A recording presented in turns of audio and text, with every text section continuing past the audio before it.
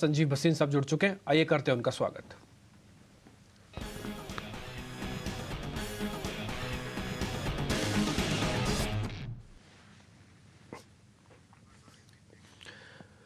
भसीन साहब, जय माता दी। कल आपकी तस्वीरें हमको मिल गई थी, हमको मालूम है आप माता रानी के दर्शन करने के लिए वैष्णो देवी पहुंचे हुए थे। कल काफ़ी सारे ना दर्शक पूछ भी रहे थे कि भसीन साहब कहाँ हैं, भसीन साहब कहाँ हैं। तो मैंने लास्ट में जाते आते उनको बता दिया था कि वो आशीर्वाद लेने गए माता रानी से, आएंगे तो आपके सामने ज़रूर जुड़ेंगे।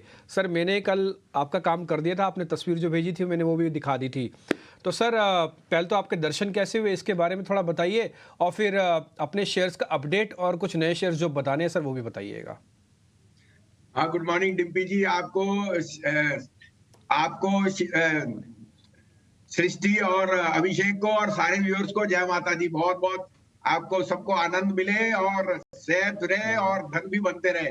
और आपने सही फरमाया, हम गए थे कि दिल्ली का मौसम 22 डिग्री है, वहां तो 2 दिन पहले बर्फ गिरी थी, तो 5.5-6 डिग्री थी। सुबह सुबह 5:30 पौने 6 अच्छा। जब हम दर्शन के लिए गए तो एकदम कड़क के ठंड थी। लेकिन आपको पता है जो जादू वहां है दर्शन का, वो तो फिर कुछ और ही है।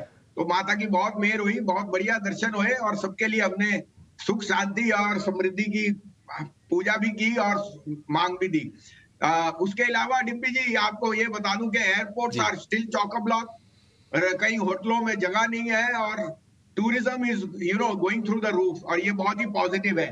आप कहें तो मैं आपको अपडेट भी दे दूं, और जैसे मैंने आपको कहा थोड़ा मार्केट पे कॉशन रखिए। Second half of March can see more pen, beware the Heights of March. तो थोड़ा यहाँ पे मिड कैश पे अपनी चिंता, वो अपना स्टॉक सिलेक्शन रखिए और थोड़ा सा कैश जरूर रेस करिए। ये मेरी ब्रॉडर कॉल है on the month of March. ठीक है सर, फिर अपडेट भी दीजिए और फिर शेयर्स भी बताइए सर। तो आपको कुछ दिन से मैं कह रहा था कॉनकॉर और ओएनजीसी लास्ट वीक के बायस है। ओएनजीसी 66 पे दिया था, 60 का स्टॉप लॉस, 285 कल वो हिट हो गया। आपको मैंने वेदांता कहा था 260, 65, 64 में, 288, 290 कल वो बिक गया। उसमें 325 का टारगेट है, लेकिन आपको जब 10% स्ट्रेट ऑफ मिल जाए प्रॉफिट भी लिया कीजिए। एचडीएफसी बैंक में मैं बहुत पॉजिटिव हूँ, और जैसे आपने कहा मुझे लगता है एचडीएफसी बैंक यहाँ से आउट परफॉर्म करेगा। मैंने आपको एचपी, बीपी, आईओसी तीनों कहे थे, तीनों आउट परफॉर्म है अपने लेवल से, 3-4% बढ़ गए। अभी भी मुझे लगता है देयर इज अपसाइड इन दो स्टॉक्स, उनमें बने रहिए। ओएनजीसी और आईओसी मेरे टॉप पिक्स हैं, मैं I remain very bullish on that. आज के लिए अब आपके लिए 3 पिक्स हैं, 2 बाय 1 सेल। थोड़ा मार्केट में हेज करके चलिए, बिकॉज मार्केट ट्रेडर के लिए अभी वॉलेटिलिटी दिखा सकता है। आप कहें तो मैं शुरू करूं। जी जी बिल्कुल भसीन जी, हमारे सभी दर्शक वेट कर रहे हैं आपकी कॉल्स जानने का। बताइए कौन से स्टॉक्स फोकस में रहेंगे, और जय माता दी सर। हाँ, जय माता जी। सृष्टि जी, सृष्टि जी देखिए, सबसे पहले तो एचडीएफसी लाइफ, मुझे लगता है जो ये सरेंडर वैल्यू पे जो अनसर्टेनिटी थी वो बहुत कम हो गई है। और I think RBI will be very, जो आईआरडी है वो बहुत न्यूट्रल है। एंड आई थिंक जो पेसिमिज्म आ गई थी इन इंश्योरेंस स्टॉक्स वो ओवरडन है। मुझे अभी भी लगता है HDFC life will now take the mantle. उनका 53 मार्केट शेयर था रिलेटेड टू दिस, और एपीई में ग्रोथ है, साथ में एक्साइड का टेक ओवर के बाद उन्होंने जो रूरल मार्केट में एंट्रेंचमेंट किया that is very very strong. तो 590 का स्टॉप लॉस है, 660 का टारगेट पहला, लेकिन ये 700 भी चले जाए कोई बड़ी बात नहीं। अगर मार्केट में करेक्शन आया, insurance stocks will be a very safe place to hide. दूसरा मुझे पसंद है रैमको सीमेंट। मैंने पहले भी कहा नॉर्थ साउथ में जो अंडरलाइन फियर था वो ज्यादा प्ले आउट हुआ है। रैमको सीमेंट और दी अर्स्टवेल मद्रास सीमेंट सबसे बड़ा प्लेयर साउथ में है, और 1 महीना वहां अनकैरेक्टराइज रेनफॉल आई थी, इस कारण से थोड़ी आउट जो है डिमांड में स्लैकनेस आई थी। लेकिन सीमेंट सेल, सीमेंट के जो इनपुट कॉस्ट है वो बहुत तेजी से घटे हैं, और सबसे बढ़िया प्लेस में रैमको सीमेंट है। 900, 925 का टारगेट मुझे दिखता है, 800 का स्टॉप लॉस रखिए। लास्ट में एक सेल कॉल है बजाज फाइनेंस, 6370, 6380 में बेचिए, 6500 का स्टॉप लॉस है, 6150 का टारगेट।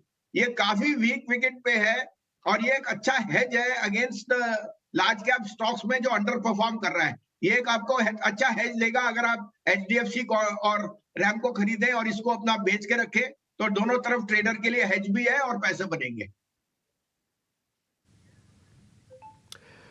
ठीक है भसीन साहब, बहुत बहुत शुक्रिया, थैंक यू वेरी मच। और आपने अच्छे से सारे शेयर्स भी बताए सर, और बढ़िया लगा। और आपने हमको थोड़ा हिंट भी किया है कि देखिए मार्केट के अंदर प्रॉफिट बुकिंग हो सकती है, स्मॉल और मिड कैप स्टॉक्स के अंदर थोड़ा ध्यान रखिएगा। ये हिंट भी बहुत इंपॉर्टेंट है आपका, तो मैं ध्यान रखेंगे सर। हम भी अपने लेवल्स के अंदर बैक टू बैक चेक करते रहेंगे इसको। बहुत शुक्रिया, थैंक यू वेरी मच। पे आपकी क्या राय रहेगी? देखिए होम अप्लायंसेज में फोरे के साथ साथ आने वाले 3 साल में 3 सबसे बड़े प्लेयर्स में शामिल होने की कंपनी यानी कंपनी की योजना है, ऐसा वो एम कर रहे हैं। चार्ट्स क्या बता रहे हैं, क्योंकि पिछले कई दिनों से एक जबरदस्त एक्शन इस काउंटर ने दिखाया है। बिल्कुल सही कहा आपने। लास्ट 3 डेज से, इनफैक्ट लास्ट कुछ हफ्तों से बहुत ही बेहतरीन प्राइस एक्शन देखने को मिला है। करंटली एकदम बीच में है, तो अगर थोड़ा-सा नीचे आ सकता है या थोड़ा ऊपर जाता है तो बाय कर सकते हैं। स्पेसिफिक लेवल्स की अगर बात करें, तो बाइंग का लेवल 1480 पे है डाउन साइड पे। तो करंट मार्केट प्राइस 1540 के आसपास है, तो 1480 पे आता है तो बाय कर सकते हैं। और ऊपर अगर 1585 के ऊपर ब्रेकआउट देता है तो भी बाय कर सकते हैं। टिल देन थोड़ा वेट एंड वॉच करते हैं। One of these levels has to be triggered by initiate करने के लिए। ओके, तो 1580 के ऊपर बाय करने की सलाह है। पर राहुल, इसी के साथ साथ एक बार इनफ्लेम अप्लायंसेस पे भी राय दीजिए, क्योंकि शरद हमारे लिए हाईलाइट किए थे कि इनके साथ इनका टाई अप है और हैवेल्स ने साफ बोला है कि वो थर्ड पार्टी सारे प्रोडक्ट्स मैन्युफैक्चर करवाएंगे। इनफ्लेम अप्लायंसेस, क्या यहाँ पे कोई ट्रेड है?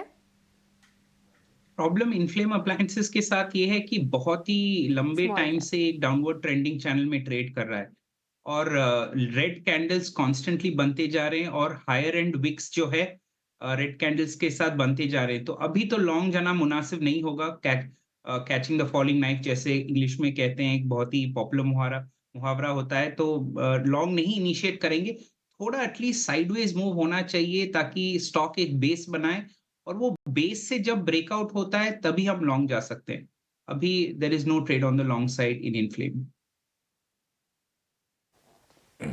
ठीक है, इनफ्लेम को अभी अवॉइड करना है।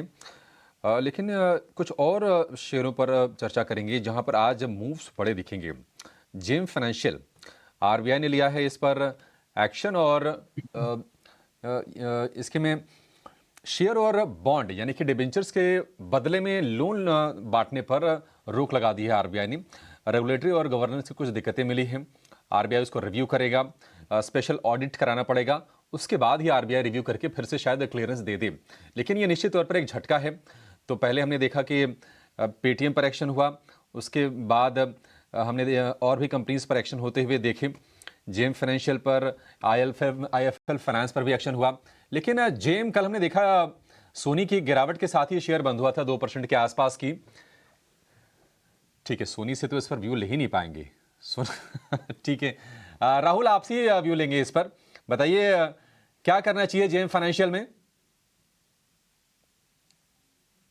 तो जेएम फाइनेंशियल जैसे अभी नेगेटिव न्यूज़ सुनने को मिला, जिससे एक नेगेटिव ट्रिगर हो सकता है, बट एक बाय लेवल ऑफिंग में है। 95.45 पे स्टॉक चल रहा है। 91 के आसपास एक बाय इनिशिएट कर सकते हैं 83 के स्टॉप लॉस के साथ। स्टॉप लॉस हालांकि थोड़ा बड़ा है क्योंकि ये वीकली चार्ट पे एक जोन है, बट एक अग्रेसिव लॉन्ग लेने के लिए 91.5 के आसपास लॉन्ग जा सकते हैं एंड 83 पे स्टॉप लॉस रख सकते हैं, 2-3 महीने का होराइजन रख के। ठीक है, जेम फाइनेंशियल पर ये व्यू। जोमैटो में आज एक ब्लॉक लगेगा 2% के स्टेक का 2800 करोड़ रुपए में। एंडफिन सिंगापुर ये अपनी हिस्सेदारी बेच सकती है।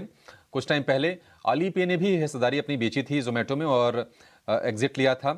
4% डिस्काउंट पर 160 रुपए के आसपास ये डील हो सकती है जोमैटो में। अब जोमैटो, सोनिया बताइए क्या करना है जोमैटो में? जी, अभिषेक जी, ज़ोमैटो में हम देखेंगे तो उसका जहाँ पे इम्पोर्टेंट क्रूशियल सपोर्ट है वो 155 के अराउंड है। सो मेरे ख़्याल से एक बार जो भी न्यूज़ है वो एक बार साइडलाइन कर लेते हैं। तो 155 के रेंज से ही यहाँ से एक अच्छी सपोर्ट के साथ बाय करना चाहिए। आपको सपोर्ट के नज़दीक नज़र आता है तो उसी लेवल पे आपको एंटर करना चाहिए। करंट लेवल पे एंट्री ना लीजिए, थोड़ा-सा वेट कीजिए। 160, 155 ये रेंज में कहीं भी आपको मिलता है, वहाँ पे आप ले सकते हैं। 155 स्टॉप लॉस मेंटेन कीजिए एंड बाउंस कर सकता है टुवर्ड्स 170 अगेन।